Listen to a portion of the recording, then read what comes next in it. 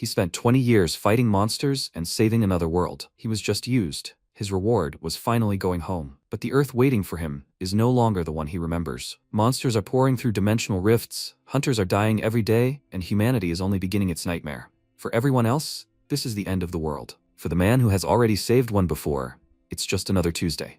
After 20 years away from Earth, Lee Hyun-suk prepared to defeat the monster and finally save the world. From within the smoke and darkness, the monster's glowing red eyes emerged. The monster taunted Lee Hyun-suk for surviving the attack, calling it truly befitting of a hero. However, the monster pointed out that the Saintess, Mage, and Knight were barely hanging on. Lee Hyun-suk countered by telling the monster it didn't look so hot itself. Enraged, the monster shouted how insolent, while gathering a surge of dark energy in its hand. The MC braced himself and turned sharply, gripping his weapon as the monster's attack approached. In the next instant, the MC launched a powerful counterattack, clashing directly with the monster. Meanwhile, the Saintess and her allies struggled to maintain a magical barrier as the shockwaves struck them. The monster threatened that if they would not submit, it would tear them to pieces. The monster roared that this land was a kingdom forged by its teeth and claws. The MC braced himself, ready to face the monster's next attack. A fierce clash erupted as the MC and the monster collided in a burst of energy. Tightly gripping his weapon, the MC prepared for his decisive move. With flames swirling around him, the MC declared, "Let's end this." A blinding explosion of flame erupted as the MC unleashed his attack at close range. The MC activated his powerful skill, Paradox Flame, engulfing the area in fire. With debris flying everywhere, the MC drove his attack forward, overwhelming his opponent. After that, he pushed off from the ground, sending cracks through the earth beneath his foot. His slash broke the earth. The monster and the MC locked eyes, each preparing for the next clash. With a burst of force, the monster lunged at the MC, shattering the ground around them. The MC countered with a powerful swing of his weapon, unleashing a blinding flash. Landing hard, the MC steadied himself with his spear and gritted his teeth in pain. The monster taunted that an attack that soft wouldn't leave even a scratch. In response, the MC echoed the monster's words, questioning if his attack was really soft. He unleashed a blazing spear strike directly at the towering monster. His attack was more than enough to cut down the monster's arrogance. A massive explosion of energy erupted as the attack landed. Amid the aftermath, a golden ornament from the monster's crown crashed to the ground. The monster's chest erupted in red energy as the MC stood before its massive form. The creature admitted it never expected a human in this world could stand against it. The MC declared once again that he was not from this world. The monster dismissed his words as nonsense, insisting that its body would one day be absorbed into the land and rise again. With glowing red eyes, the monster reacted in shock and disbelief. The monster questioned whether it was being erased as the protagonist pointed out its trouble regenerating. In response, he explained that the black flame burning the monster was his special ability, the Paradox Flame, which used abstract concepts as fuel instead of oxygen. He continued, saying that although the monster had spent centuries resurrecting itself, that era was over, because what was burning now was something different. The MC revealed that what was burning away was the monster's very existence. The monster wondered if its time had ended, but warned that MC would never be remembered as the hero who saved the world. The monster revealed that the people the protagonist considered companions were actually just waiting for him to die there. The MC calmly responded that he already knew, shocking his opponent. The Saintess urgently warned the protagonist not to believe the monster, but he began exposing how she had claimed to love him and seduced him every day. In truth, he explained, the Saintess despised him for being an outsider and her seduction was all part of a plan. Her scheme was to make him hesitate to attack her when the time came to eliminate him after the subjugation was over. Only then did the protagonist ask the Saintess if he was wrong about her intentions. But the Saintess could only remain silent, unable to deny his accusation. The Knight and the Mage had been no different. The Knight had even received a national treasure from the Emperor to eliminate him after the monster's death. As for the Mage, he hated MC for opposing the slavery system despite his interest in human experimentation. In the end, MC admitted that he had known about their betrayal for 5 years. The monster admitted it could not understand the protagonist's actions. It pointed out that, with the power the protagonist used to corner it, he could have easily destroyed the world that betrayed him. In response, he explained that he did not do that because he simply wanted to go home. The monster reacted in disbelief, repeating that the protagonist wanted to go home. The story shifts to 20 years ago, on Earth in 2005. The protagonist recalls being an ordinary 30-year-old office worker until a goddess transported him to another world and tasked him with saving it from monsters. He notes that there are many stories about ordinary people succeeding in other worlds, but the world he arrived in was different. Instead, the other world he entered was a disaster, filled with chaos and desperate cries for help. No matter what he tried to return to Earth, the only way was to defeat the monsters and save the world. For 20 years, the protagonist trained relentlessly to fight against the monsters. 2 guards stopped him at the gate, warning that even a hero couldn't act alone and questioning what he was carrying. MC explained that he had rescued a child from the village and demanded to be let inside. One of the guards scoffed that the child was about to die and called it a waste of medicine. He realized this alternate world was cruel enough to abandon the wounded, but an even more serious problem was about to emerge. A frantic medic ordered the others to hold the patient down so they could amputate before the infection spread, highlighting the medieval levels of medicine and hygiene. The protagonist realized they were amputating a child's leg for a simple infection because all the healers had been mobilized for battle, leaving no one to treat the wounded. Someone called out to the protagonist, addressing him as Sir Hero. A group of clergy questioned how the protagonist managed to rescue the child from monsters. One of the clergy declared that the child survived because a demon had taken root within, announcing they would perform the exorcism themselves, since they were already in the middle of exorcising others. A member of the clergy pressured the protagonist not to go against the will of the gods, insisting he cast aside his pity for salvation. These disgusting otherworlders with no concept of human rights. After enduring 20 years in the agonizing otherworld, the protagonist finally defeated the monster and saved the world. The protagonist looked weary as he declared that it was finally over. Someone admitted relief that the protagonist had discovered the truth, but declared they could not let him live. Turning back, the protagonist asked if they knew something, and confessed that he truly hated this world. The knight clenched his teeth in irritation and cursed under his breath. The hero took enough damage to die on the spot, but he's fine. While he can't even move easily,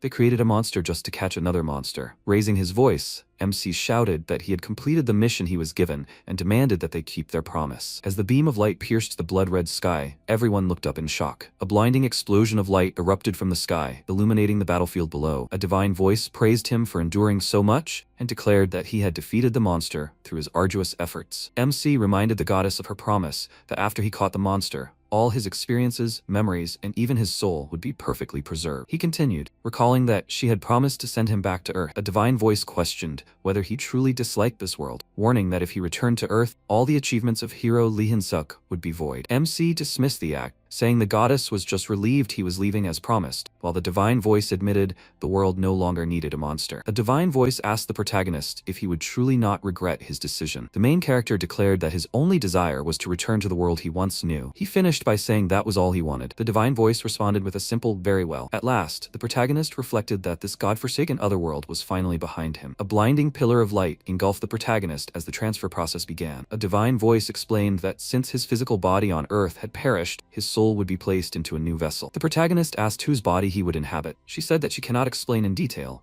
but this body is fated for a wretched end. However, she is certain he will be able to survive, and the protagonist resolved that as long as he could return to Earth, he didn't care about inheriting an unsavory fate. No matter how harsh or difficult his new fate might be, the protagonist was determined to face it. The protagonist believed that whatever awaited him would surely be better than what he had endured so far. Yoo Chan-suk lay in bed, wondering aloud if he had truly returned. Year 2025, hero Lee Hyun-suk entered the body of civilian Yoo Chan-seok. Clenching his fist, Yoo Chan-suk muttered angrily about the rotten otherworld bastards. Just as he began to appreciate not having to see those traitors anymore, he suddenly noticed a mirror in the room. Looking into the mirror, Yoo Chan-suk realized that this body would be his from now on. Still kneeling by the mirror, Yoo Chan-suk realized he was truly back on Earth. Delighting in the sensation, Yoo Chan-suk reveled in the clean, uncontaminated water, calling it real magic compared to anything mages could do. Amazed by the convenience, he celebrated being able to create fire with just the press of a button, glad to be free from chopping wood and campfires. With excitement, Yoo Chan-suk exclaimed that this was exactly what he had missed.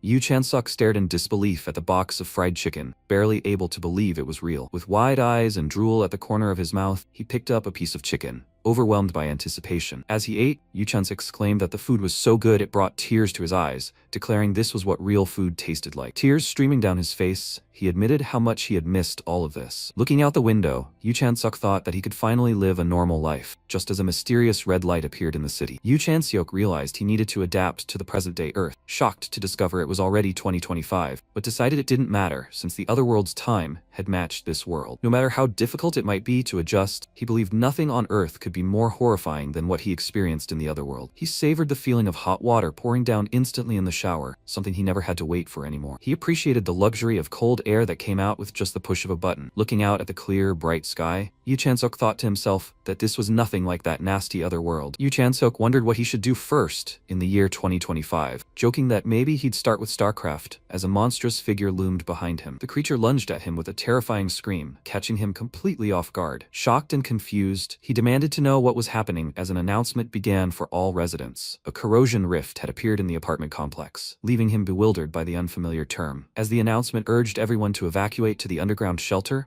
he questioned what in the world was going on. After that, the protagonist found himself surrounded by bizarre, grinning creatures as they closed in from all sides. Without hesitation, Yu Chan-suk bolted out of the room with the monsters in pursuit. He sprinted down the hallway, desperate to escape the terrifying creatures chasing after him. As the monsters flooded into the corridor, Yu Chan-suk frantically wondered what these things could possibly be. While the monsters rushed up the stairs, he slipped out through the window to avoid them. After that, he climbed inside, looking around. Catching his breath, Yu Chan-suk thought he had finally managed to lose his pursuers. Turning a corner, he was startled to spot a young boy running down the hallway, realizing it was another person. Yu Chan-suk warned the boy that it was dangerous and told him to hurry to the shelter, but the boy instead asked if he had seen where the monster went. The boy declared that he was going to kill the monster and invited Yu Chan-suk to join him. Yu Chan-suk stared at the boy in disbelief and asked him to repeat what he just said. He learned that Earth had been in this state for 13 years, which left him frustrated. Since the boy refused to go to the shelter, he couldn't just leave him alone and ended up tagging along. And he tried to confirm if he was understanding everything correctly. He confirmed that a corrosion rift is an exit monsters come out of, and nobody knows when or where they will appear. Yu Chan-suk grew frustrated, thinking he had endured a living hell, just to return to an Earth that had become a hellhole as well. He mentally cursed the goddess, wondering if this situation wasn't too much even for her. The boy asked Yu Chan-suk why he didn't know any of this, and Yu Chan-suk replied that he had been living in America for a while. The boy questioned how he managed that. He heard about the US president being impeached for trying to send his daughter to Korea, leaving him confused by the conversation. He hesitated,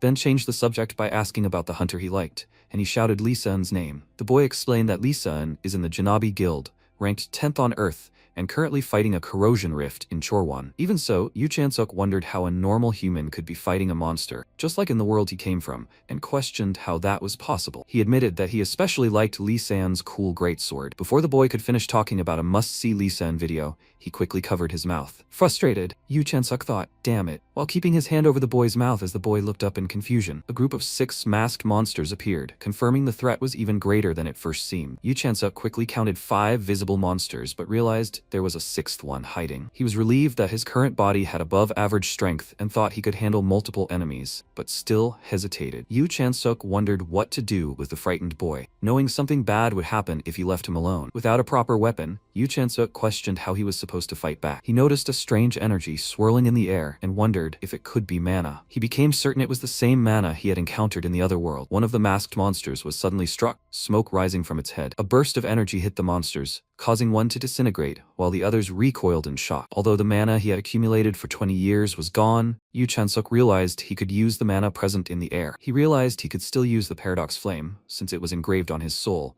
though the firepower was a bit disappointing. Even so, he decided this much power should be more than enough, as the boy shouted in amazement. A child admitted being skeptical at first, but was impressed to learn he had a unique skill, while he was just glad the kid wasn't hurt. He remembered that the Hunter Academy channel said confirming the kill was important and started to run over. Then the protagonist focused on the flames of the Paradox Flame and shouted at the child not to go out until the target was dead. He called out, "Kiddo," making the boy freeze. As his bloody hands struck the monster, MC admitted he didn't know what his video was about. Standing protectively, he told the younger boy that he should probably stop watching these. Can he borrow the staff he's holding? Yu Chan-suk stood protectively in front of the boy as the monster loomed over them, its attack shattering the ground. Without hesitation, Yu Chan-suk lunged forward, swinging the staff with all his strength. The boy stared in shock and awe, unable to believe what he had just witnessed. As the boy excitedly asked if he was secretly a hunter, Yu Chan-suk could only sigh in exasperation. He reflected that even after returning to Earth, he still had to endure the stench of blood. Yu Chan-suk clenched his teeth, thinking that after enduring so much suffering, he had hoped to finally rest. But now, Earth seemed just as harsh. He realized with frustration that this world was no different from the one he had escaped. Meanwhile, the crowd gathered in the shelter, murmuring anxiously among themselves.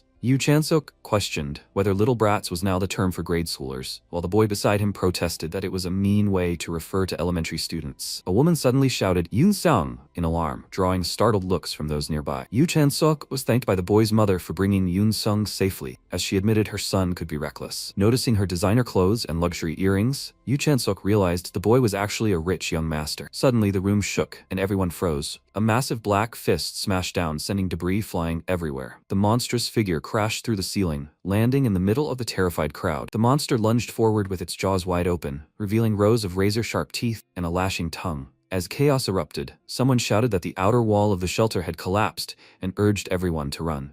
A young boy called out to Yu Chan-suk, insisting that they needed to run this time. While the boy desperately called for him, Yu Chan-suk thought to himself that he wasn't asking for much. All he wanted was to return to the world he knew, to the home he missed so dearly. He wondered if he had really asked for too much as he looked at his injured hand. MC called the boy a brat, prompting him to protest against being called that. He didn't understand why the boy, whose family was rich, still wanted to become a hunter instead of living safely. The boy revealed that he lost his father to a monster. He explained that a corrosion rift appeared in the supposedly safe underground bunker, making him realize there was no truly safe place on Earth. The boy admitted he wasn't strong yet and still feared monsters, but declared his goal to become the strongest hunter and eliminate all the corrosion rifts. With determination, the boy shouted that he would save the world, leaving Yu Chan-suk visibly stunned. The protagonist told him it might sound like a foolish dream, but reassured the boy that he would become a great hunter. However, Yu Chan-suk added that the boy would not be able to save the world. A woman urgently told Yoon-suk that it was time to leave, while the boy protested, worried that the man was still there. The woman urgently pulled the boy away as he looked back in shock. The boy shouted, "Mister," while struggling against his mother's grip. Releasing his powerful mana, the protagonist declared he would be the one to do it. He stared ahead, repeating the words "saving the world" to himself. Yu Chan-suk finished his thought, saying that saving the world is a job for someone who's done it before. After being summoned to another world and fighting monsters for 20 years, Yu Chan-suk returned to Earth but was immediately faced with a corrosion rift. He survived by relying on his past life's experience and made a promise to a child that he would save the world. Despite that promise, he ended up doing nothing.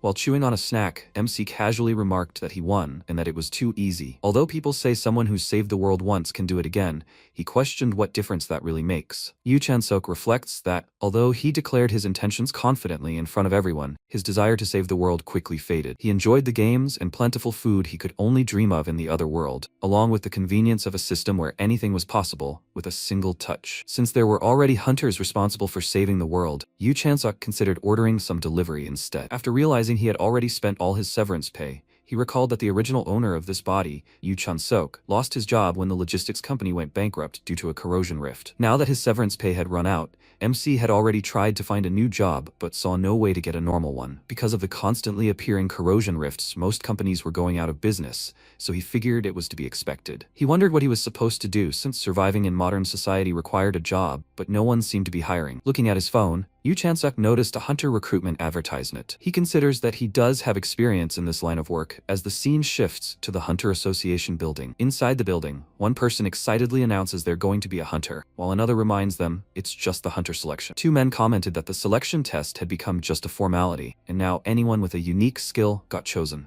One of them observes that all the candidates are basically the same, dismissing them as just a bunch of small fries. As the huntress walked forward, her colleague asked, "Aren't they going to get too famous?" The other man remarks that regardless, this batch is the best so far. Lee Se-on is suddenly recognized with shock as someone exclaims, "What the hell? It's Lee Se-on!" Someone in the crowd shouts in disbelief, recognizing Lee Se-on from Janabi. Lee Se-on is introduced as the 10th ranked world hunter affiliated with the Janabi Guild as a partner hunter. A group of onlookers expressed surprise that Lee Se-on appeared, since she was thought to be away subjugating a corrosion rift, and wonder why the Janabi Guild sent someone to scout in person. As someone questions who the visitors are here for, Han Sang-a's profile is shown, revealing her abilities as a swordsman with electrokinesis. Lee Se-on remarked that Han Sang-a could probably charge batteries, while her companion clarified she was a hunter candidate, not a power generator. She's skilled with her ability and would likely be useful, though Se-on was unsure. Suddenly, their colleague yelled, "Hunting in corrosion rifts counted as real combat," and scared them. He pointed out that excelling at the academy didn't guarantee success in actual combat, while Han Sang-a handed him some candy in agreement. Practice and real combat were completely different, and it would take Han Sang-a a long time to adapt. As the crowd filled the arena, an announcement declared that the first match would now begin. Lee Sen said, "The team leader must know that too, but is it really okay for her to be away for a whole week? One way or another, she has to do the job she was given. Now, future hunters must raise their value enough to make her want to take them." A commentator, surprised by the situation, remarks that the candidate is quite interesting because he is a civilian who never attended the Hunter Academy. Someone grips a weapon tightly as the commentator declares that this situation is unprecedented. As Yu Chan-suk stands on stage, the commentator wonders what kind of guts he must have to be there. The announcer introduces candidate Yu Chan-suk to the crowd, while he admits to himself that he's still not used to the new name. The announcer explains that only association-provided weapons are allowed and life-threatening injuries are prohibited in the match. Yu Chan-suk thinks to himself that since he decided to become a hunter, his first goal is to save this world that's destined to fall. At the same time, his opponent grins while Yu Chan-suk adds internally that he also needs to live well and eat well. To achieve his goals, he must get good results in this tournament, as the announcer calls both candidates to their positions. Suddenly, A new figure raises his arm dramatically as the atmosphere shifts. The referee slams his fist down and shouts for the match to begin. Yu Chansuk's opponent laughs, mocking him for being unable to gather mana. He must consider that an honor to lose to him. After all, he is the undefeated spearmaster of the Hunter Academy. The protagonist wasn't even afraid and prepared for battle. Yu Chansuk's opponent is shocked as his flaming spear attack is suddenly disrupted mid-strike. Staring in disbelief, the Spearmaster realizes that Yu Chansuk has vanished from sight. Appearing behind his opponent, Yu Chansuk taunts him for being clumsy with the spear. Without hesitation, he drove his fist into his opponent's stomach, knocking the wind out of him. MC followed up with a powerful uppercut, sending his opponent reeling from the impact. He used his bare hands instead of a spear, worried he might hurt his opponent too badly otherwise. To him, the other guy seemed like a complete beginner, which was honestly shocking for a hunter. Lee Seon stared at him in disbelief, wondering what was up with that guy. She learned his previous job was at a logistics company, and noted he had almost no mana accumulated in his body. Her colleague explained that generating that much power should require years of mana accumulation, so maybe he just got lucky. For this answer, he received a candy from her. She realized that he was intentionally not accumulating mana. While the crowd questioned how it was possible, the protagonist decided to finish things decisively to prove his abilities. His opponent recoiled in shock, unable to understand how he managed such a feat. He assured his opponent that the next attack would not be a fatal wound. The poor guy was left stunned by an unexpected blow. As the defeated candidate hit the ground, the system announced Yu Chansuk as the winner. A group of workers discussed the outcome with growing interest, but the other group was also very interested in the main character. Looking at that, Lee San decided to act while the others were still evaluating him, eager to see his real skills. She left her seat, saying she needed to see the association president. Yu Chansuk easily defeats another opponent, thinking that even for rookie hunters, they're just too weak. No matter how many matches he fought, Yu Chansuk noticed that all his opponents were about the same level. He wondered what on earth they actually taught at the so-called Hunter Academy as he sent another opponent flying. Looking frustrated, he asks if there isn't a single decent one among them. After they found a new opponent for the protagonist, some employees in the audience began to discuss. They finally got what they were waiting for. She's very pretty. An announcement introduced Han Sai-na as the grand finale candidate, questioning if she could stop the mysterious super rookie's streak. Yu Chansuk observes Han Sai-na and begins to acknowledge her abilities, remarking that she is at least on a certain level. Han Sai-na is the one who has gathered the most mana out of everyone he saw that day. She points out that despite his progress, he has nothing, and he questions if that generic line is also taught at the Hunter Academy. Han Sai-na remarks that since Yu Chansuk is just throwing punches, he must not have a unique skill. Even so, Han Sai-na warns that she won't go easy on him. Yu Chansuk awkwardly thanks her, while internally admitting that he does have a unique skill, but isn't using it out of concern she might get hurt. Han Sai-na charges up with energy, preparing to attack. With the command to fight, both clash as their weapons and energy collide. Han Sai-na unleashed a powerful lightning-charged attack, but Yu Chansuk managed to evade at the last moment.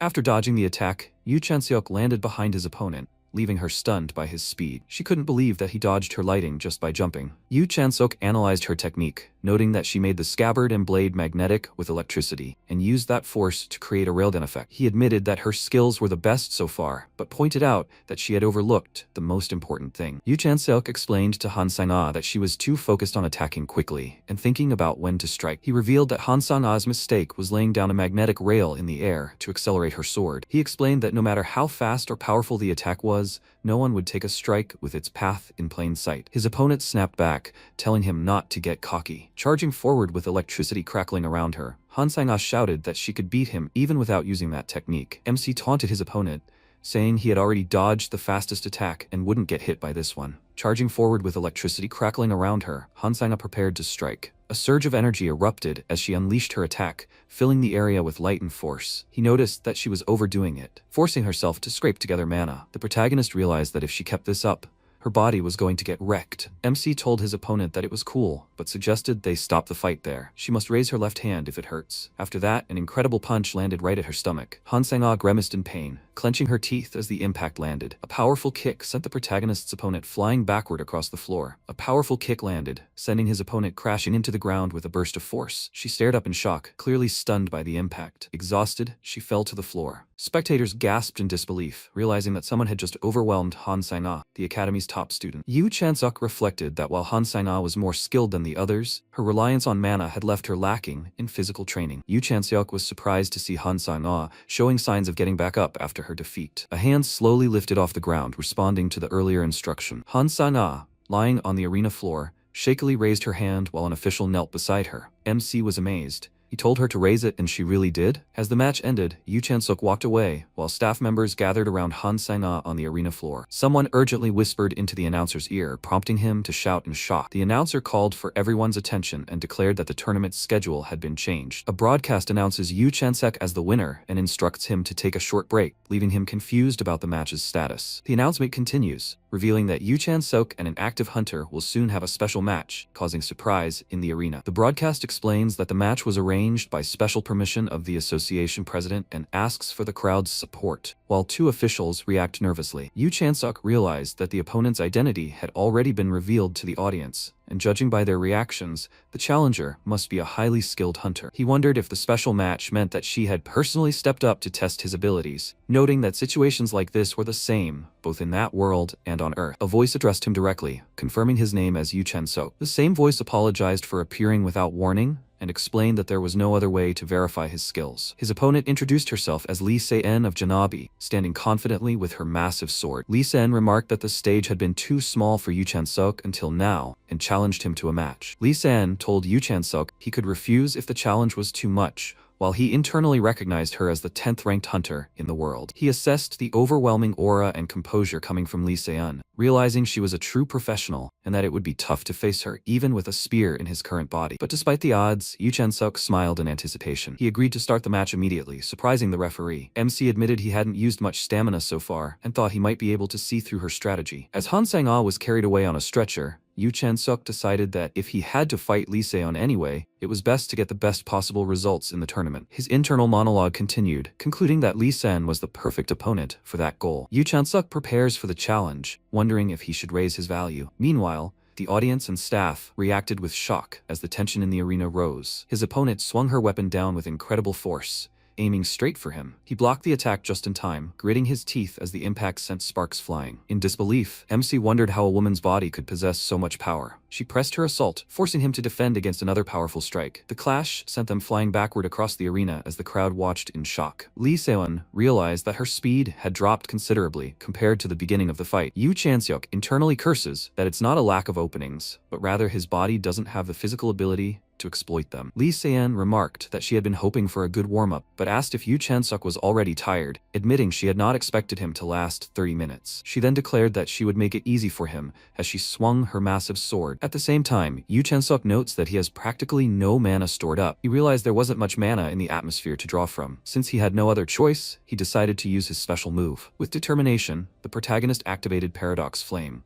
He launched himself forward, shattering the ground as he clashed with his opponent. Lee Se-en watched as he charged through the debris, closing the distance in an instant. She was certain she had swung with enough force that he shouldn't have been able to dodge, but he calmly faced her, prompting her to ask what the black flame surrounding him was. MC revealed the name of his power, Paradox Flame. It was the specialty he had relied on constantly before returning to Earth, and the power he trusted most. As shown by his unscathed clothes, this black flame could not burn matter like normal fire. Yu Chan-suk explains that each of his flames burns using abstract concepts he has designated as fuel. He notes that with his current output, he can't burn concepts with high ignition points like self, memory, or reason, so he chooses a different concept to burn. Lee Se-en rushed forward and asked Yu Chan-suk if he had gotten faster. Yu Chan-suk activates his ability to burn the concept of fatigue, unleashing a powerful attack. Lee Se-en reacted in shock, asking if he really recovered in such a short time. Lee Se-en launched a powerful downward attack, which Yu Chan-suk blocked with his weapon as debris flew around them. She notices that the concentration of mana in the air keeps fluctuating, even though the arena settings haven't changed. Yu Chan-suk explained that just as fire releases heat when it burns matter, Paradox Flame releases mana as it burns abstract concepts. He describes how he uses mana to ignite the Paradox Flame, which then burns his fatigue to generate even more mana. The process forms an endless cycle. Yu Chan-suk explained that his specialty was endurance as he faced off against his opponent. Lee Se-en slammed down with tremendous force, sending debris flying everywhere. She glared at him and demanded to know if he's going to keep this up. Yu Chan-suk compares his approach to someone who clings to another's leg and refuses to let go. He reveals that his true specialty is a war of attrition, confidently stating that he can still keep going. Yu Chan-suk grinned and asked if she liked guys who didn't know when to quit. The woman replied coldly that she absolutely hated them.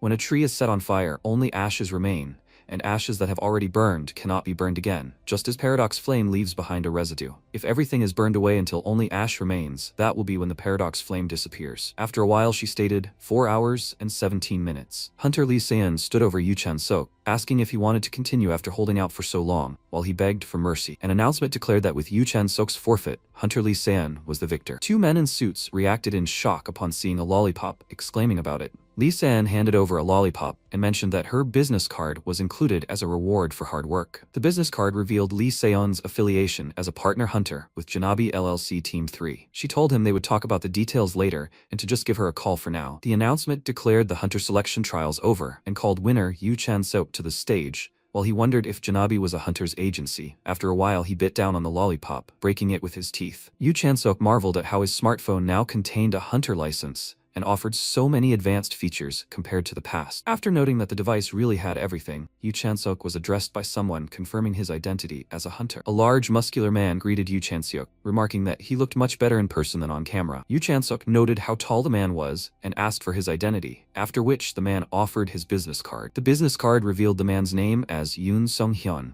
a partner hunter from the Taebaek Guild, who invited Yu Chan-sok to join his team. Yoon Sung-hyun promised that Yu Chan-sok would shine if he gained enough experience under him, and Yu Chan-sok thought he seemed sincere. But she was the first to offer cooperation. He thought to himself that he had a prior engagement and couldn't give a firm answer yet, deciding to think it over a bit more. The man laughed and asked if the protagonist thought he would demand an answer right away. Suddenly, he placed a hand on his shoulder and began to speak. Leaning in close, the man warned him to think things through properly, after which he waved and said he'd see him around, and MC remained silent. He decided that he was definitely skipping Taebaek. Lee Se-eun answered the call, and Yu Chan-sok asked where he should come. She told him she was at the hut on the second floor of the Hunter Association building and would send the location. He looked up at the sign for the hut, repeating the name in surprise. A cheerful staff member greeted him with a warm welcome to the hut. Lee Se-eun greeted him for arriving early and invited him to have a seat. As he walked into the cafe, she remarked on its unusual name, and she asked if something had happened. He explained that someone had tried to recruit him for a guild, describing the person as a really huge guy. She identified the recruiter as Yoon Sung-hyun of Taebaek, noting that his interest would have discouraged other guilds from making offers. He pointed out that the same logic should apply to Janabi as well. She clarified that she had no intention of recruiting him. Instead,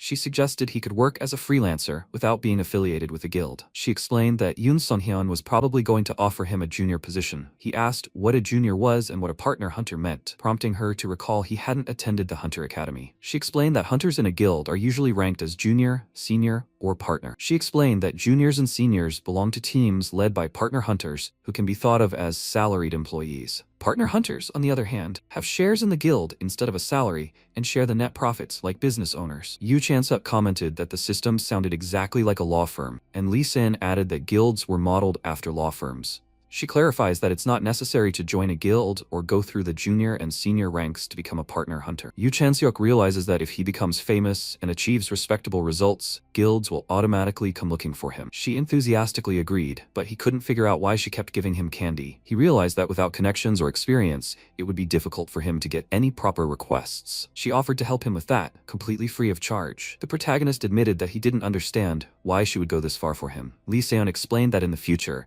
when he was recruited by a guild, she just wanted him to remember the name Janabi, making it clear she was putting him in her debt. She slid an envelope across the table, offering him the choice to take a look at its contents or not. Inside, he found a request from Incheon City about Yeodongdo Island, where a corrosion zone had formed 2 years ago after a failed attempt to eliminate a corrosion rift. MC clarified that his task was not just to get rid of the corrosion rift, but to patrol Yeodongdo Island and eliminate any additional rifts that appeared. The job was set to start in 1 month, with a payment of 5 million won up front and an additional 15 million upon success. Given the life-threatening nature of the job, he noted that the pay wasn't exactly great. She explained that if he feels it's unfair, he should get stronger and become famous, since money will flow in even if his pockets are full. So what is his answer? After a while, Lee Se-eun called her boss, and he wondered what kind of guy he was and if he was really good. She confirmed that his name was Yu Chan-seok, a civilian who cleared a weapons mandatory tournament with his bare hands. She insisted that calling him not bad wasn't appropriate, since she had practically spoon-fed him openings,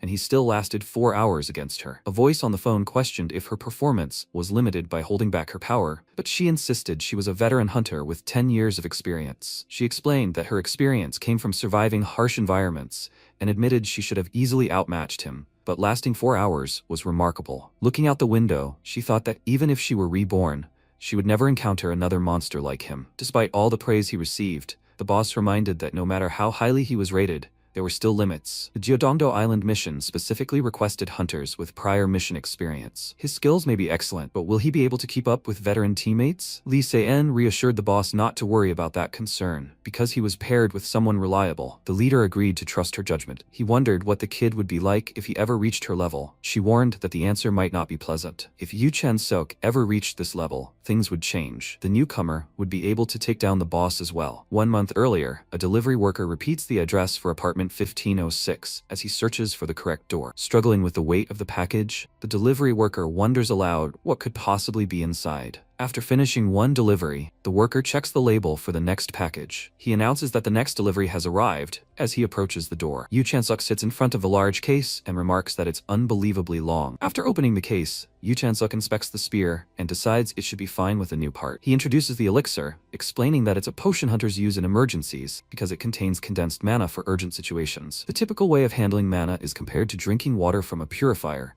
with the elixir allowing that process to happen much faster. However, MC noted that he used mana in a different way than others. He skipped the storage process and directly absorbed mana from the atmosphere, giving him unlimited access to mana in the air. In addition, as he repeatedly took in and released mana, the channels it passed through gradually strengthened, allowing him to use even more mana. However, until those mana channels grew, he could only handle a small amount at once, making it difficult to produce strong output quickly, so he decided to store some mana in advance. He thought that if he trained with the elixir for about a month, he should be able to grow just as much as he needed. After a while, Incheon, Gyeodongdo Island, a line of people waited outside a building under the bright morning sky. Someone held up a smartphone, displaying a QR code for scanning. An official confirmed Yu Chan-suk's identity and assigned him to Squad 8. A weathered sign with the number 8 marked the squad's gathering point. As Yu Chan-suk joined the group, the other squad members murmured about their pay, nerves, and whether they were at the right spot. Someone calls out Yu Chan-suk's name, catching his attention. He commented that her hair seemed to have settled down, and she explained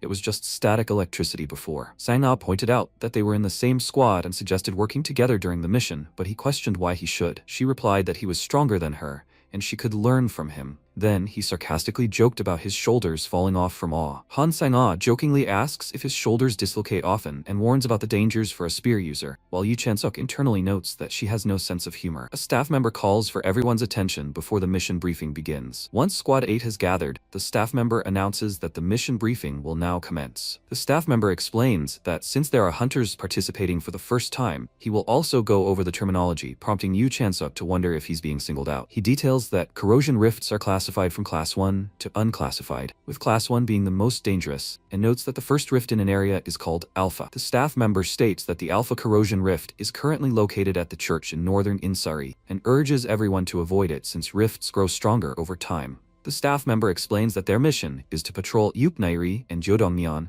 to identify and eliminate any additional corrosion rifts. One of the hunters questioned sending a squad with a rookie on an elimination mission. Upon arrival, someone announced that they had reached Yeodongdo Island. Hunters discussed that they could feel the chilling energy even from a distance, as if their blood was turning cold. At the same time, the protagonist thought to himself that everyone else was being overly dramatic. The group was informed that the situation on the island was being reported to the offshore control room, and they could contact them if help was needed. A message wished the hunters good luck as they prepared for their mission. One of the team members explained that they would need to scout 2 areas over the course of a week. Another member looked confused and Weber. The protagonist suggested setting up a base at Hwagesa Temple and operating from there. One of the men questioned who he was and asked why they needed to go there. Yu Chan-suk explains that Hwagesa Temple offers a strategic vantage point and can also be used for lodging. Some hunters argue there are plenty of places to stay nearby and worry about getting surrounded if they climb the mountain, while Yu Chan-suk dismisses their concerns. One of the hunters refuses to follow orders from an inexperienced hunter, prompting Yu Chan-suk to think that illogical people exist everywhere. Someone suggests that if they disagree, they should simply act separately. After that, they moved quickly through the forest. Yu Chan-suk wonders who the unfamiliar hunter is, noting that his mana is slightly higher than Han Sang-na's. Yu Chan-suk asks Kim Min-jae why he decided to follow them. Kim Min-jae explains that he was worried about letting 2 rookies act on their own, prompting Yu Chan-suk to thank him for his consideration and think that at least one person here is decent. But suddenly, MC stops abruptly and, raising his hand,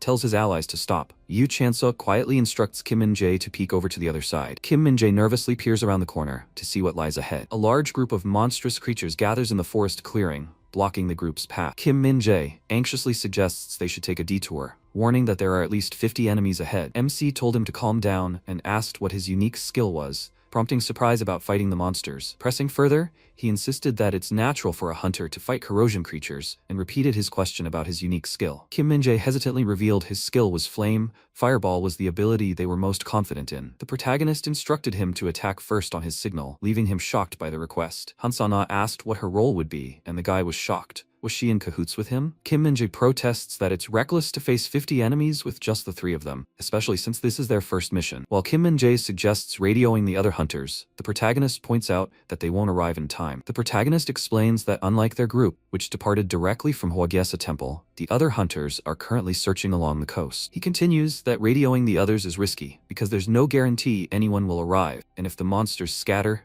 they could threaten the other hunters. Realizing the logic, Kim Min-jae silently admits that the protagonist is right. The protagonist explains that even if a hunter is nearby, they might not come right away because of the earlier conflict. He concludes that they have to handle the situation themselves, and given their disadvantage, their best option is to launch a surprise attack. Since there's no time to waste, the protagonist quickly outlines the plan. Kim Min-jae will attack the center with a fireball while he blocks the sides. Kim Min-jae agrees to the plan, internally marveling at how detailed the strategy is and wondering how the protagonist could be so experienced. Meanwhile, a group of monstrous creatures gathers, seemingly unaware of the plan being set against them. Kim Min-jae launches a fireball attack and shouts for the others to act now. A massive explosion erupts as the fireball hits its target. Kim Min-jae warns that he needs a moment before firing another fireball, and the protagonist tells him to shoot as soon as he's ready. Kim Min-jae responds with determination, confirming that he understands. The protagonist thinks to himself that he always prioritizes efficiency in battle. The protagonist moves swiftly through the battlefield, reflecting that dividing roles is essential for maximum efficiency. One of the monsters lets out a roar, preparing to attack with glowing eyes and bared fangs. Until the next fireball is ready, the protagonist decides to handle the remaining monsters to keep them away from Kim Min-jae. He acknowledges that he can't block all of the monsters by himself as the enemies close in. For that reason, he concludes once again that dividing the roles is important. Han-sana unleashed a powerful sword strike, sending several monsters flying back with a burst of energy. After her attack, Han-sana paused to catch her breath, surrounded by crackling energy. A voice called out through the flames, announcing to Chan-suk that they were ready. Yu Chan-suk responded with determination, promising to get out of the way and telling them to shoot. Kim Min-jae unleashed a massive fire attack, engulfing the area in flames as he struck from above. A massive explosion erupted in the forest, sending debris and flames flying in all directions.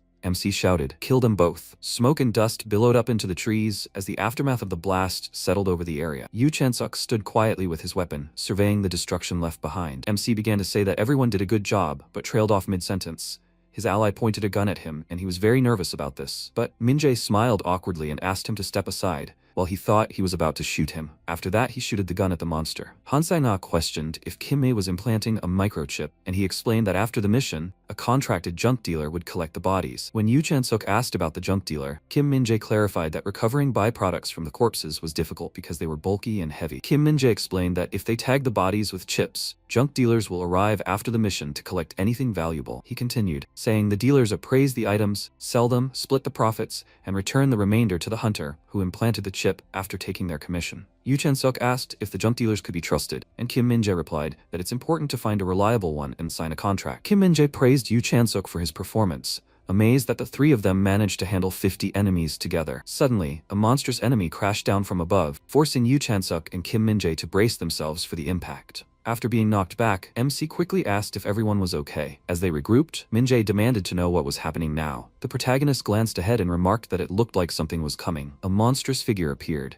and MC identified it as some kind of mid-boss. Seeing the threat, he muttered in frustration, "Damn it." Yu Chan-suk wondered if this monstrous figure was the leader of the creatures they had faced earlier. Realizing the immense mana radiating from the enemy, Yu Chan-suk declared that he would handle it alone and told the others not to interfere. Kim Min-jae suggested that if the monster was after their group, the other two wouldn't be able to escape, so they should buy time with a pincer attack, fall back, and report the situation. Yu Chan-suk shouted at his allies to stop talking and get back, warning them not to risk ending up in a body bag. These powerful words shook them up and brought them back to reality. Yu Chan-suk decided it was better to handle the fight alone, so he could use Paradox Flame without worrying about friendly fire. He challenged the monster directly, taunting it to come at him. Meanwhile, his companions wondered if they should help, thinking he looked like he was in trouble. But Sana insisted there was no need, explaining that even if it looked like Yu Chan-suk was being pushed back is not true. Meanwhile, Yu Chan-suk continued his assault on the monster, still managing to avoid every attack. Han Sai-na observes the fight and notes that there's more to Yu Chan-suk's performance than it seems. She realizes those are attacks she would have struggled just to dodge herself. Yet Yu Chanseok is managing to dodge and attack at the same time. On top of that, every time his spear lands a strike, black flames appear, leaving her wondering what kind of power that is. As the black flames intensify, the monster noticeably slows down. At first, it seemed like Yu Chanseok was struggling, but now he's clearly toying with the monster. Is he really a rookie like her? How is this even possible? Yu Chanseok launched another attack, forcing the monster back with overwhelming speed. Without slowing down, he slid across the ground to dodge the monster's counterattack. Then he reached up and called his weapon back into his hand. As the monster charged forward, Lee Hyun-suk hurled his spear with all his strength. Min-jae was shocked to realize that he had thrown his weapon. He urgently called out to Yu Chanseok, warning him to watch out as the monster closed in. The creature lunged in close, baring its fangs just inches from his face. In the next instant, the monster was slammed violently into the ground. He was surprised that the monster could still move after he had burned away all of its strength. He would have to finish it off for good. Meanwhile, they stared in shock at the sudden turn of events. Min-jae thought it had looked like Hunter Yu Chanseok was being pushed back. But now the monster was down, and he couldn't understand what had happened. MC called out to him and asked whether a monster like this should appear on Jeongdo Island. He also wondered if it was possible for an entity that wasn't even the core of the corrosion rift. Yu Chanseok recalls that corrosion rifts are divided into 4 tiers, and remembers hearing in the pre-mission briefing that the Alpha Corrosion Rift on Gyeongdo Island was unclassified. Yu Chanseok concludes that the Alpha Corrosion Rift on Gyeongdo Island must have increased to grade 3, surprising his allies. Han Sana protests that the briefing said otherwise, but Yu Chanseok insists that rationally, it must be grade 3 since nothing else explains the situation. Kim Min-jae exclaims that the difference between an unclassified rift and a grade 3 one is enormous, and starts to consider the implications if that's true. Kim Min-jae warns that the number of hunters who can make it back alive will be close to none. Kim Min-jae urges Yu Chanseok to help save the other hunters, insisting that with his skills, even a grade 3 rift could be handled, but Yu Chanseok immediately rejects the idea. Yu Chanseok explains that he can't possibly save every hunter on the island by himself, and admits he has his own limits. Their mission is to identify and eliminate new corrosion rifts, not to save every hunter in danger, and warns that not everyone can be expected to survive this kind of work. Han Sana asks Yu Chanseok how he would feel if he were the one in that situation. Han Sana challenges Yu Chanseok by asking if he would feel it was unfair and beg to be saved, then questions if that means he should naturally feel compassion and go save others. Yu Chanseok clarifies that he isn't ignoring people's emotions, but is instead focused on the outcome. The protagonist explains that in this world, some deaths are simply unavoidable. He continues, stating that when someone faces an unavoidable death, no matter what they think or feel, they die. Yu Chanseok advises the group not to be swayed by a desperate situation. Surviving in a world like this requires a different mindset. After a while, MC confirmed the building was intact and free of corrupted beings, which brought relief. He asked if he could see anything, and Min-jae replied that it was too dark to notice anything special. However, he pointed out that the lights made it possible to spot the other hunters' locations. Using lights was risky because it exposed their position. Revealing their position wouldn't matter against weak monsters, but it would be dangerous if another powerful one appeared. He decides to send a warning message to everyone, identifying himself as Yu Chanseok of Squad 8 and mentioning the threat level of the monster they encountered. The message warns that the Alpha Corrosion Rift may have reached grade 3 and advises everyone to avoid using lights recklessly to prevent danger. After that, MC began asking questions and drawing on the ground with a stick. So destroying the core of the corrosion rift would make all the corrupted beings disappear, and Min-jae confirmed that without its energy, the corrupted zone would vanish. After thinking it over, he decided the solution was simple. He concluded that he just needed to destroy the corrosion rift.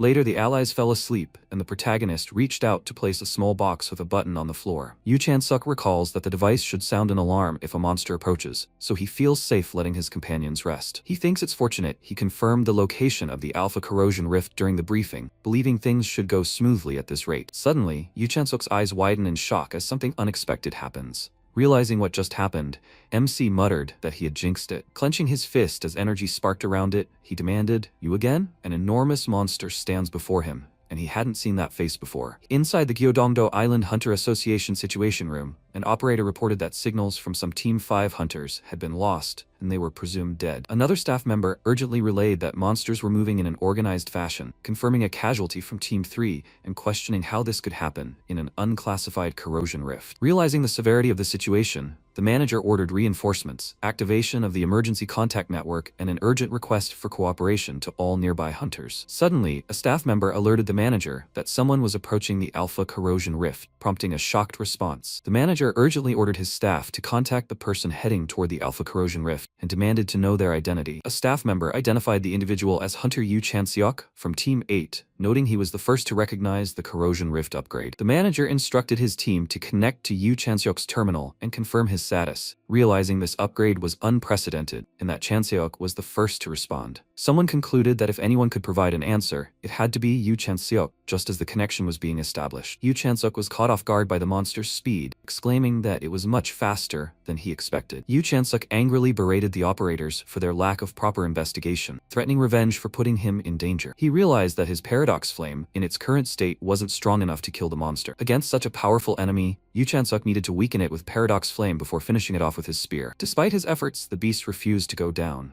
He recalled that he had used too much of Gyeodongdo Island's mana earlier, which left the monster much weaker than usual. Since he couldn't leave Gyeodongdo Island, Yu Chanseok decided he needed to find a place there where he could draw mana. A moment later, he located the spot he was searching for. Lightning crackled as Yu Chanseok leapt toward the monster, ready to attack. He told his opponent to keep up as he charged forward. There was something he needed to check before continuing the fight. A staff member reported that the GPS signal had been lost. Another staff member announced that Hunter Yu Chanseok had entered the Alpha Corrosion Rift. Looking around, MC noted that the area was cleaner than he expected. He recalled hearing that unclassified and Grade 3 corrosion rifts weren't that big, and wondered how large Grades 1 and 2 could be. But now his tour of the corrosion rift was over. Facing the towering monster, he suggested ending their relationship, adding that he was not the clingy type. The creature lets out a ferocious roar, baring its fangs and dripping saliva. Yu Chanseok explains that one of the biggest problems with Paradox Flame is its uncontrollable nature. He continues, revealing that Paradox Flame spreads to every living being except himself. Even an ally could be affected by Paradox Flame, as he looked ahead with determination. If Paradox Flame reached a level he could no longer control, it would become unusable. He charges forward with his weapon,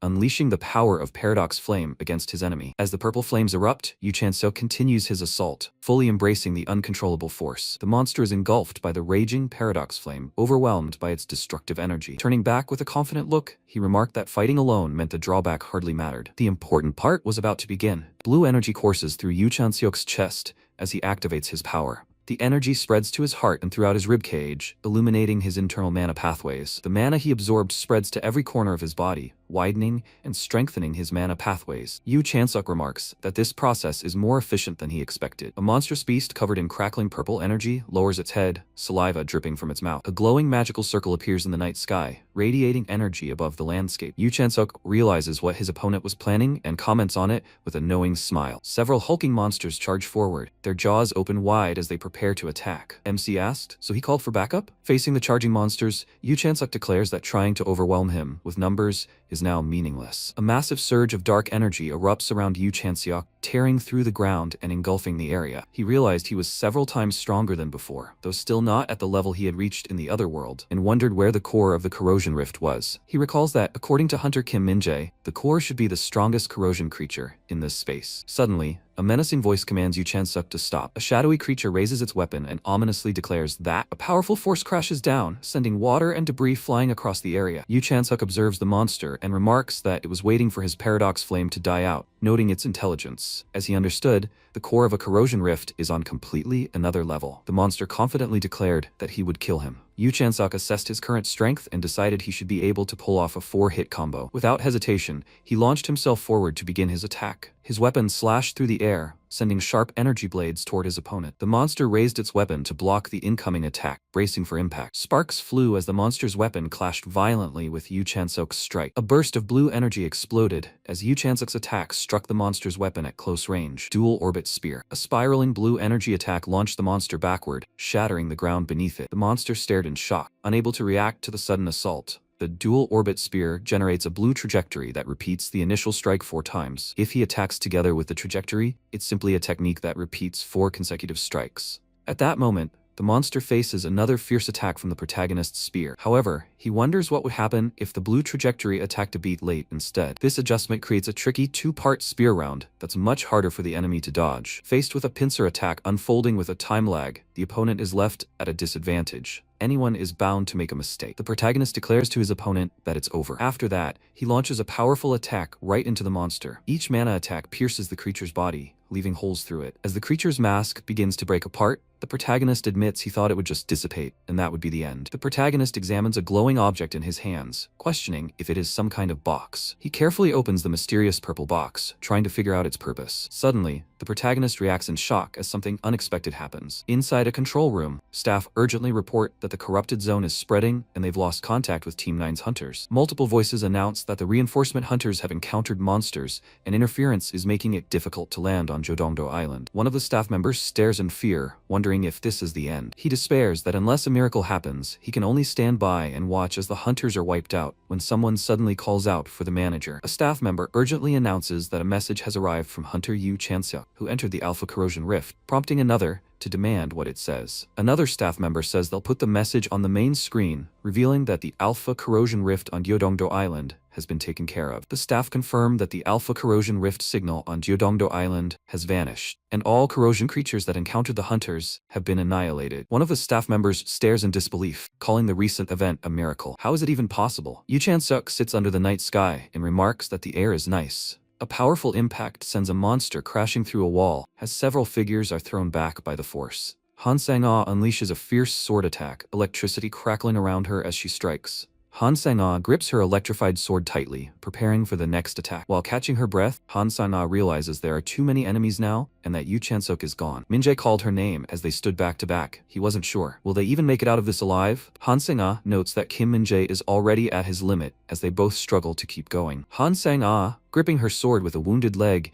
admits to herself that she doesn't know how much longer she can hold on. A monstrous creature charges forward, shrieking loudly with its jaws wide open. Despite her injuries, Han Sang-ah braces herself on the ground as energy crackles around her. But the next second, she was shocked. Surrounded by monsters, she realized her legs would no longer hold her up. Kim Min shouts Sana's name in alarm as he rushes forward. A monstrous creature lunges with its jaws wide open, baring its fangs in a ferocious attack. A heavy impact echoes through the night. Han Sang-ah slowly opens her eyes, realizing something has changed. Kim Min-jae stands in shock as the monster in front of him suddenly begins to disintegrate, while Han Sang-ah looks on from the ground. At the Gyodongdo Island Hunter Assembly Point, groups of people gather near tents and ambulances after the recent chaos. Yu Chan-suk observes the scene and notes that many people are injured, realizing the corrosion creatures must have gone on a rampage while he was away. Two battered survivors spot Yu Chan-suk and call out his name in disbelief. Everyone questioned whether that guy had really taken down a grade 3 corrosion rift all by himself. As he approached, Min-jae waved and called out, "Chan-seok," prompting him to respond, "Ah, there you are." They were shocked to receive Yu Chan-seok's text and questioned how he could take on the corrosion rift alone.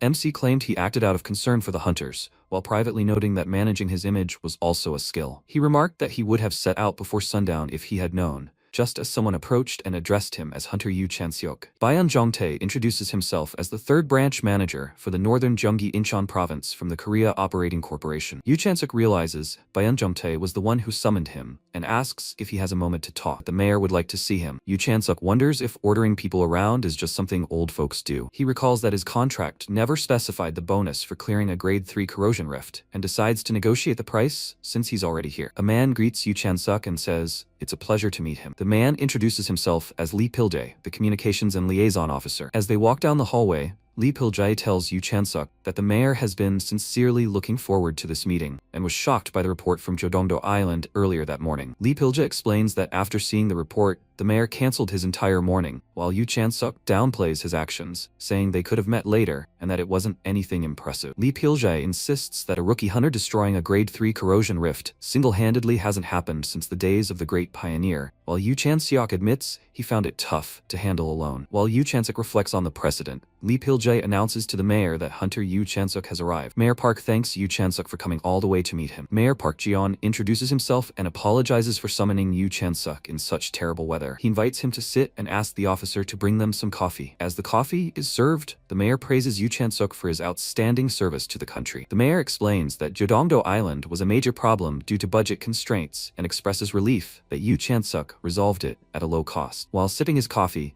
Yu Chan-suk confirms that this was indeed his first commission after the mayor brings it up. The mayor of Incheon expresses his pride that someone as incredible as Yu Chan-suk began his journey in Incheon. While the mayor boasts about Korea being the safest country and Incheon as a key region, Yu Chan-suk internally wonders about the sudden praise. The mayor continues, crediting Incheon Airport's infrastructure for the flow of countless goods and mentioning the benefits of the Free Economic Zone project. He highlights that international cities like Songdo and Cheongna manga attracts so many foreign investors that it's difficult to choose among them. Emphasizing his point, the mayor lists the massive funds from Incheon's international cities and the goods transported through the airport. His path as a hunter would be smooth with his assistance. A voice asks Yu Chansuk for permission to ask him just one thing. While driving through the rain, Byun Jongtae asks Yu Chansuk to explain his purpose for becoming a hunter. Yu Chansuk responds by saying that if there's a clogged toilet spewing filth, someone has to dive in and unclog it. Byun Jongtae quietly acknowledges Yu Chansuk's answer with a simple "he see." As the car drives through the rain, Byun Jongtae explains that skilled hunters become famous, attracting commercial offers and even TV show scouts. Yu Chansuk remarks that Byun Jongtae seems worried fame will change him, and Byun Jongtae admits many hunters lose sight of their duty due to popularity. Byun Jongtae continues, saying it's only natural since the dangerous corrosion zone full of monsters lies just beyond the truce line. He adds that Korea is the only safe place left, known as the last sanctuary on Earth, but even it is being influenced by money. While driving, Byun Jongtae praises Yu Chansuk's recent accomplishments and notes that many struggling people will be watching him closely. Byun Jongtae expresses his hope that Yu Chansuk will continue to serve as a symbol of hope. After hearing those words, Yu Chansuk wonders just how far they are willing to go. The man wasn't even trying to hide his intentions, but knew he wouldn't be swayed by something like this. Having lived for so long, the protagonist reflects on the countless hardships he has endured. Yu Chansuk points out that if he's receiving this much support, there must be something expected of him in return. Yu Chansuk bluntly suggests that the real goal is to help a mayor with falling approval ratings get re-elected, leaving the official momentarily stunned. He awkwardly admitted that MC was quite well informed, noting that people can find all sorts of things on their phones these days. He mentioned that the mayor's term was scheduled to end early next year, and that the general consensus was re-election would be difficult. Trying to redirect the conversation, the official nervously asks if Yu Chansuk needed approval from Incheon City Hall to participate in the commission. Yu Chansuk internally acknowledges that, unlike what the announcement said, he did need the Incheon mayor's permission to participate, realizing the mayor could use this to claim he discovered a new talent. Internally, Yu Chansuk realized that after getting him involved, the mayor just wanted to ride his coattails. The mayor of Incheon began boasting about his connections with many overseas and domestic companies thanks to the city's infrastructure. As an example, the mayor pointed out an instant coffee mix brand and suggested they could replace its model with Hunter Yu Chansuk since the current contract was ending soon. While the mayor tried to continue listing future opportunities, someone interrupted him by calling out, "Mr. Mayor." Yu Chansuk looked up and told the mayor that it seemed he was being taken for someone cheap. The mayor, looking uneasy, remarked that the world needed someone who could change its dreary atmosphere, and suggested a new face was needed. Yu Chansuk pointed out that if someone as talented as him continued working as a hunter, he explained that everything Mayor Park offered was simply his rightful share to take anyway. The mayor nervously tried to entice him with safe, high-paying commissions, but the protagonist found the offer uninteresting. He told the man to just congratulate the coffee mix model instead, since they would be able to extend this contract. Rain pours down over a deserted underpass, setting a somber and tense atmosphere. Two figures wait in the rain under the overpass, and one of them quietly responds, "I see." The hooded figure acknowledges that the Gyeongdo Island test was a failure and apologizes. The man in the suit says it can't be helped, but quickly adds that there is good news. The hooded figure asks about the item, and the man in the suit explains that it's a clip from Yu Chansuk's Hunter Association certification exam video. On a phone screen, a video shows Yu Chansuk unleashing a powerful flame, while excited voices praise his incredible abilities. With a sly smile, the hooded figure remarks that Yu Chansuk is excellent. Every month, the nation eagerly awaited the release of the latest Hunter rankings, with crowds gathering to check the results. A child excitedly called for his mother to look at the announcement on his phone. Hunter Academy students discussed who might be ranked number 1 this month, though one of them clearly didn't care. While the rankings rarely changed and were mostly entertainment for the public, Min-jae in the hospital eagerly awaited the results. An official presented the September World Hunter rankings to President Moon Jae-tae. Lee Se-en meanwhile checked her phone and asked if he was on the list too. This time, things were different, and MC noted that even a flashy presentation couldn't change that. What matters is the top 10. Lee Se-en was announced as 10th place, while her team reported that the tent setup was complete. Kim Chae-yeon is introduced as the 5th-ranked hunter, shown preparing with a focused expression. Choi Yo-rum, surrounded by flames, is announced as the 3rd-place hunter. Jung Tae-suk is revealed to be in 2nd place, as he kneels before a massive, glowing rift. An announcement reveals that Yu Chansuk has taken 1st place, catching his attention. A staff member tells Yu Chansuk that he has waited a long time and can finally go out. A digital list of new entry hunters for 2025 is shown, while someone mentions seeing Mr. Yu Chansuk. A message congratulates Yu Chansuk for entering the rankings in record time. A 5-year veteran hunter solo clearing a grade 3 corrosion rift was considered so common it was almost ignored in the hunter community. But a newly debuted hunter's first mission is a completely different story, as a journalist asks asks Yu Chan-suk about his previous occupation. While Yu Chan-suk stands at the podium before a massive audience, voices from the crowd bombard him with questions about receiving help and the escalation of the corrosion rift. Yu Chan-suk internally compares the situation to being on a Finding Geniuses TV show, then announces he will take one last question due to his schedule. A reporter eagerly asks Yu Chan-suk to share his mindset as a hunter, and comments that many people are interested in his future steps. Instead of giving a cliché answer, he told everyone to forget lines like, "I'll do my best." Yu Chan-suk declares that he will prove himself through results. A voice explains that this is where Gonsal prison used to be as the helicopter flies overhead. Below, the devastated cityscape reveals the ruins left behind after the disaster. Someone remarks that the horrific destruction is now common abroad, and after the corrosion rifts appeared, most countries lost their administrative capabilities. However, only South Korea became a powerhouse by defending the nation and advancing technologically, with their current helicopters serving as an example of that progress. He learned that many capitals disappeared after the corrosion rifts appeared, leaving countries in ruins. They'll take a closer look as the helicopter lands. They arrived at one of the 8 most dangerous corrosion rifts in the world, known as Gonsal Prison. Gonsal Prison had suddenly formed 13 years ago, spreading outward from the city center in a massive circle. It appeared without any signs or warnings. A few people barely managed to survive. In the area that had already become a corrosion zone, everyone was swept away before they could escape. Within just a few days, the entire city vanished without a trace. The director explained that while the appearance of corrosion rifts hadn't changed each nation's influence much, central governments had grown weaker internally. The protagonist thought it was nice to learn new information, but wondered what it had to do with being called there. The man mentioned that Yoon Sung-yeon from Taebaek had come looking for him a few days ago, apparently annoyed that the protagonist hadn't joined them. MC wondered if Yoon Sung-yeon was the big guy from before. The older man explains that Yoon Sung-yeon suddenly asked him about the protagonist's whereabouts, leaving the protagonist surprised. He clarifies that he didn't reveal any personal information, but warns that the Taebaek Guild's ideology is survival of the fittest, and they might try to subdue the protagonist by force. The protagonist finds the situation troublesome, realizing it would be difficult to defeat that guy with brute strength right now. Observing the protagonist's actions, the older man notes that he seems to prefer working alone rather than joining a guild, to which the protagonist reluctantly agrees. He explained that to block Taebaek's approach, it's best to raise his own standing. The director extended his hand to MC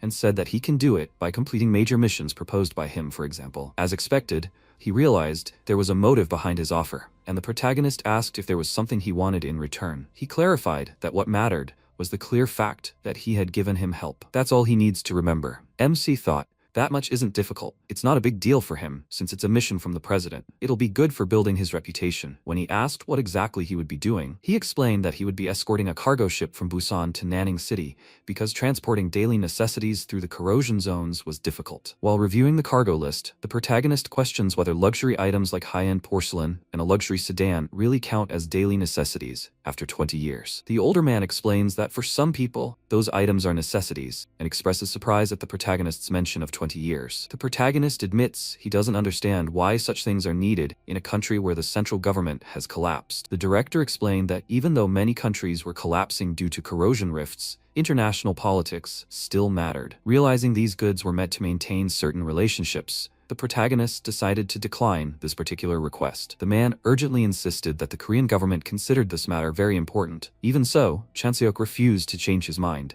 saying it would be foolish to get swept into the center of politics. The director rudely pointed out that MC was just a rookie hunter who had only recently debuted. He added that all the excessive attention seemed to have become poison for him. After this, the protagonist threw his papers and proposals right out of the helicopter, while he was yelling, "What is he doing?" Yu Chan-suk thanks the helicopter crew for the ride as he prepares to leave. He announces that he'll swim to Seoul on his own, leaving the older man in shock. Yu Chan-seok jumps out of the helicopter, falling through the sky as papers scatter around him. The man rushed to the edge in shock, watching the protagonist fall. A massive splash erupted as he hit the ocean, while the helicopter continued flying away. He muttered about kids these days after witnessing his reckless leap. At sunset, MC swam to Incheon port, where cargo ships and containers filled the harbor. A dock worker pauses mid-drink, looking up in confusion as something unexpected catches his attention. Suddenly, a hand bursts out of the water and grabs onto the dock, sending water splashing everywhere. Yu Chan-suk hauls himself onto the dock, gasping for air and drenched from head to toe. He thought he was going to die and wondered who told them to threaten him like that. A dock worker, noticing his state,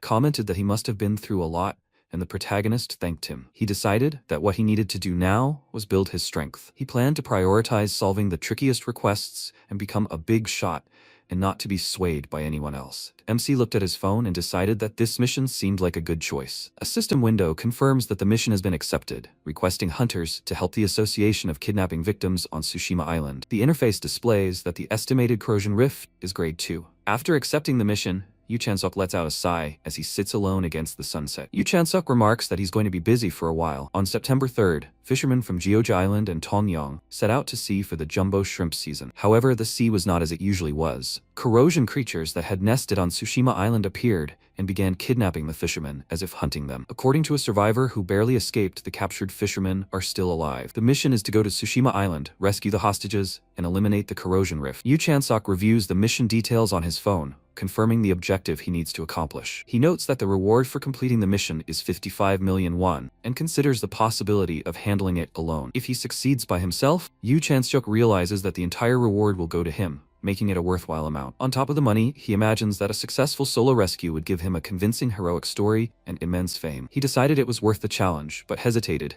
as he considered the risks. He recalled hearing that corrosion creatures exist on entirely different levels depending on their grade, with a grade 3 corrosion rift having the destructive power of a tank. He notes that a grade 2 corrosion creature is considered to be on the level of a natural disaster. For a grade 1 corrosion creature, an entire country must mobilize just to handle a single one. Yu Chansuk admits that while grade 3 was manageable with Paradox Flame, he isn't sure he can withstand grade 2, and considers needing someone useful to eliminate variables. But the truly capable people wouldn't even consider a civilian request like this, leaving him to wonder if there was really no one else. But then he remembered that there actually was someone. After a while, he stood on the deck, armored and holding his weapon, ready for what lay ahead. Someone calls out the MC's name, Yu Chanseok, as he turns to look over his shoulder. Han Sai-na asks how long it will take for them to reach Tsushima Island. Yu Chansuk estimates that they will arrive in about an hour as he checks his device. He reminded to replenish her stamina before arrival, warning that this battle would be tougher than the last. Han Sai-na points out the item on Chanseok's shoulder, prompting him to respond in confusion. Han Sai-na identifies his shoulder gear as Iron Seraphs, notes it's a limited edition, and asks how he obtained it, while Chanseok wonders if she was always this talkative. Yu Chansuk explains that the junk dealer he contracted with gave the gear as a gift, while Han Sai-na complains that her own contractor never gave her anything like that. Yu Chansuk boasts that the level of expectation is different for him, since he handled a grade 3 corrosion rift solo, while calling Han Sai-na just a rookie hunter with only the title of Academy Valedictorian. She must get stronger and become famous if she felt wronged. A few days earlier, Sai-na asked if he needed a teammate, and MC confirmed,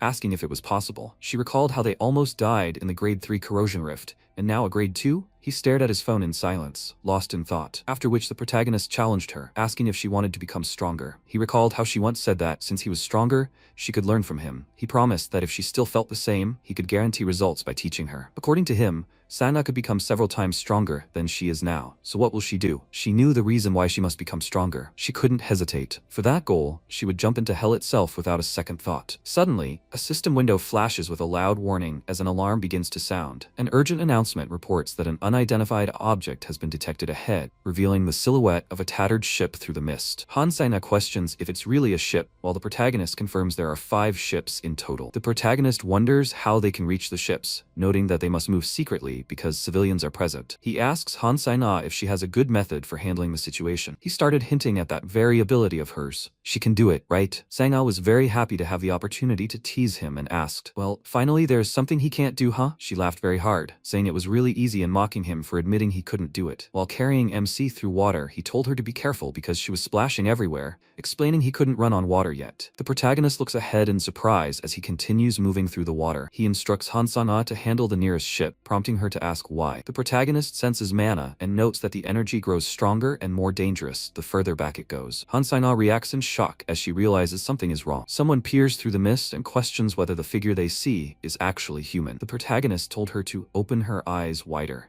because those aren't human movements, it's monsters. Han Sai-na lands heavily on the railing, bracing herself with one arm while gripping her injured shoulder. The MC warns Han Sai-na that landing like that will blow out her knees, then begins to add another point. He continues, explaining that such a landing will attract unwanted attention from the surrounding hostile crowd. A powerful stomp cracks the ground, blinding blue energy blasts through the enemies, sending their bodies flying in all directions. The protagonist assesses that the enemies aren't high level, estimating them to be at the lowest tier of grade 2. He then considers that, in that case, Hansai-na must be even stronger. A surge of green energy erupts as he wonders if this is Hansai-na's full power. He urgently called out to her. She was using too much mana and would run out quickly at this rate. MC thought that for this level, a much lower output would be enough. Hansai-na could become several times stronger if he taught her. He again shouted her name in alarm, and she cursed under her breath. After that, Sang-na attacked monsters and shouted, "Damn it!" Despite the warning, she was still using too much power. She needs to reduce the output even more as the battle intensified. Reflecting on the harsh reality, she thought that the life of the weak was a tragedy. She remembered a time when everything felt infinitely cold and dark, vowing never to live as a weakling again. A warning was shouted to Han Sang-na about an imminent threat appearing right in front of her. At that moment, a surge of energy erupted as the attack struck with overwhelming force. She has a reason to become stronger. Han Sang-na declares that she would jump into hell itself if it meant becoming stronger. A scorched skeleton lies among the smoke and debris, hinting at the aftermath of a deadly battle. Han Sang-na stands bloodied but resolute, gripping her sword as bodies and destruction surround her. From above, MC asked if it was over while looking down at the scene. He reported that he had taken care of all the other boats. She admitted it wasn't a situation where she could afford to be stubborn. She thanked him for the advice, saying she learned a lot, while he replied that most people couldn't learn even if he spoon-fed them. Sana revealed that it was the first time anyone had given her advice, and he asked if her seniors or peers at the academy hadn't helped her. Hansai-na explains that because she learned everything quickly, everyone just found her annoying, and then asks if MC thinks he might eventually surpass her if she keeps giving him advice. Hansai-na states that there isn't a single teacher she hasn't surpassed. This pathos made him cringe in shock. He insisted that would never happen with him, and promised she'd be looking up to him for the rest of her life. And this answer really pissed her off. Two uniformed officers stand at attention and salute as the ship docks. One of the officers announces they will remain on standby at Gyoja Island and wishes them good luck, while MC tells them to keep up the good work. MC relays that according to the survivor, the hostages are being held at the shrine. Hansai-na explains that there are two shrines on the island, Gaijin Shrine and Atazumi Shrine. She suggests that Gaijin Shrine should be their first stop since it's closer, estimating they could reach it in a couple of hours. MC thinks to himself that while they can travel light on the way there, the return trip will be much more difficult. There are 15 hostages, and it will be even harder to return if any of them are wounded. The protagonist senses a sinister mana beyond the fog that feels like it's tearing his skin, and realizes the corrosion creatures across the island will relentlessly pursue them. To avoid being attacked by the creatures during the rescue and to safely return with the hostages, MC concludes they need a vehicle. MC asks Hansai-na if she's a good driver, to which she confidently replies that she is. Suddenly, the vehicle screeches forward with a burst of speed. MC shouts in frustration, angrily questioning Hansai-na's claim about being a good driver. As the van sped down the road, MC shouted about the brakes, while she snapped back that he should drive if he didn't like it. He grabbed the top of the car tightly and told her to forget it. He admits that reckless driving is still better than relying on his license, which hasn't been used in 20 years. On top of that, MC points out that he's much better at fighting anyway. With that, MC prepares to leap into action as the vehicle speeds forward. MC leaps out of the speeding vehicle as it careens along the road, leaving a trail of dust and force behind. A monstrous creature's skull is shattered by a powerful impact, sending fragments and blood flying. Gripping his spear, the protagonist remarked, "Sturdy." He shouted a warning to Han Sang-na about enemies incoming from the left, as figures leapt from the trees. She responded confidently, telling him to leave it to her, but he urgently warned, "Wait, if you do that." A monster is set flying and crashes violently onto the pavement, scattering debris everywhere. Hansai-na laughs loudly and taunts the monster, telling it to go roll on the pavement. MC wonders aloud if he should have been the one driving instead. A vehicle barrels down a forest path, plowing through a dense crowd of monsters blocking the way. MC spotted the shrine ahead and urged her to get inside, while Sang-na worried about the monsters behind them. He promised to handle the monsters, and without hesitation, she shouted that they were going ahead. MC prepares to unleash an attack, declaring that since the monsters won't stop chasing them, he has no choice. Unleashing his skill Paradox Flame, MC engulfs the area in swirling purple fire. MC focuses on his plan, deciding he just needs to burn away the friction of the stairs. Purple flames swirl around MC as he prepares to act, shrouding the area in smoke and embers. A man with dark hair sits slumped against a wall, his arms bound tightly with rope. Unexpectedly for the man, he was asked, "Is he okay?" Introducing herself, Hansai-na announces that she is a hunter from the Hunter Association. Suddenly, loud screams erupt as the bound man reacts in panic. Hansai-na frantically tries to explain that she's not there to capture anyone and insists she came to save them. The bound man, overwhelmed with fear and tears streaming down his face, desperately shouts for everyone to run away. Hansai-na, wide-eyed and tense, begins to ask what the other person intends to do. A towering armored figure surrounded by crackling energy appears behind Hansai-na, casting an ominous presence over the scene. Yu Chan-suk clashed swords with the towering armored enemy, sparks flying from the force of their collision, With purple energy crackling around him, Yu Chansok ordered the others to get the survivors in the car, promising to handle the threat himself. As the armored monster charged forward, Yu Chansuk prepared to counter its attack with his own weapon. The massive enemy loomed over Yu Chansuk, both of their blades locked in a tense standoff. A moment later, the armored monster was sent crashing backward. Han Sang-ah shouted furiously at her opponent, demanding that they die. The armored monster lay defeated amidst the rubble, its helmet cracked and smoke rising from the impact. As the dust settled, Yu Chansuk stood at a distance with his weapon, watching the fallen monster near the wrecked vehicle. Yu Chansuk insisted that Han Sang-ah promise not to touch the steering wheel when they returned, while she impatiently told him to just get in. While the vehicles sped away,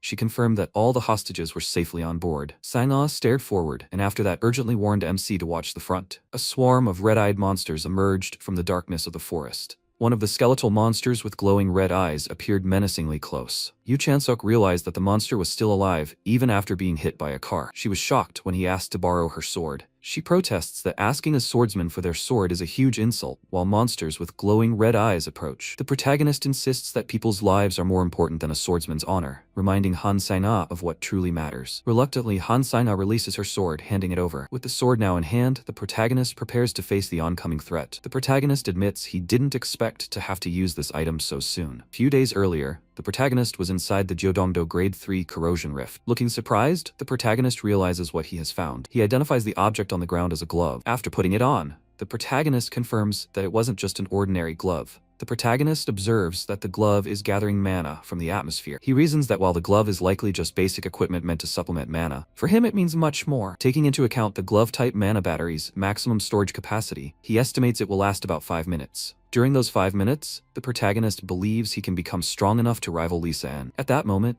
Han Sang-ah unleashes a powerful sword technique as red energy fills the air. The protagonist braces himself with his spear and sword as the aftermath of Han Sang-ah's attack fills the area with blinding light. Debris and enemies are sent flying as a web of red energy slashes through the battlefield, scattering everything in its path. Han Sang-ah stares in disbelief and mutters that this can't be happening. He had suppressed so many enemies at once. With determination in his eyes, he quietly declared, "Now, they needs to head to the port," without looking back as they hurried down the street. They arrived at Hadakatsu Port, the empty road stretching out before them. MC admitted he thought they just had to get past those guys. But as more enemies appeared, he wondered where they kept coming from. While Sang-ah insisted the car was at its limit and wanted to stop, the protagonist simply told her to keep driving. She worried that, at this rate, they might not make it. A glowing barrier formed behind the vehicle, blocking the path of the pursuing monsters, preventing them from advancing any further. Sang-ah noticed that the monsters chasing them were suddenly being blocked by something invisible. Han Sang-ah wonders if the sudden change could be caused by something specific. Han Sang-ah looks out the window at a glowing magic circle on the wall, wondering if that's the reason for the monster's behavior. Yu Chansok explains that the symbol is called protective formation geometry, as his spear touches the formation. Han Sang-ah asks what protective formation geometry is, and Yu Chansok replies that it's a drawing method that repels monsters. When Han Sang-ah asks where he learned it, Yu Chansok says she couldn't learn it even if he told her, since he learned it in another world. But he's good. His skills are getting better and better. Han Sang-ah asks if the geometry method can repel any monster. Yu Chansok replies that he wishes it could, but there's a limitation. He explains that the method doesn't work on the real ones. While a massive armored monster mutters about sacrifice and protection, the armored monster repeats its intent, declaring it must protect. Han Sang-ah stands tense as a red line of energy appears behind her. He noticed the atmosphere had turned chilling, but it didn't feel that threatening considering the situation. She wondered if Mind's Eye was the ability to open one's senses beyond the usual 5 and predict an opponent's attack. Even skilled masters found Mind's Eye difficult, so she questioned how a mere corpse could use such a technique. He reassured his companion that there was no need to be afraid. He explains that techniques like Mind's Eye are ultimately just tricks in reality. The MC promises to teach Han Sang-ah how to handle threats like the one they just faced. The armored enemy recoils in shock, clearly affected by the MC's actions. Han Sang-ah protests as the MC moves forward alone, beginning to explain the true nature of Mind's Eye. He explains that Mind's Eye is data accumulated through countless combat experiences, functioning like an acquired reflex. According to the MC, since Mind's Eye reacts unconsciously to hostility or fear, simply projecting killing intent can overwhelm most opponents, though few are capable of doing so. Mind's Eye, Heart Sword, and the state of selflessness, the union of man and sword, myriad streams returning to the origin, the so-called realms. At that moment, he faced off against a giant, armored opponent, preparing to strike. With a single motion, he shattered the armored giant, sending its pieces flying through the air. Afterward, the protagonist remarked that those realms were actually nothing special. The illusion called enlightenment is terrifying, as people limit themselves by getting attached to special names. However, he believes that what truly matters on the battlefield doesn't require a special name. He asserts this confidently, claiming he has the right to say so. After all, escaping that trap cost him countless sacrifices. MC comments that while the man survived being hit by Hansign-A's car,